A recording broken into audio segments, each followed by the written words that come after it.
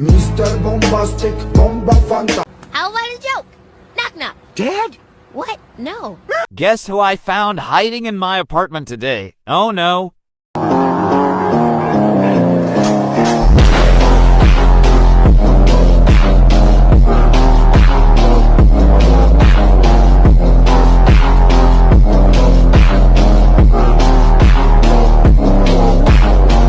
Hike.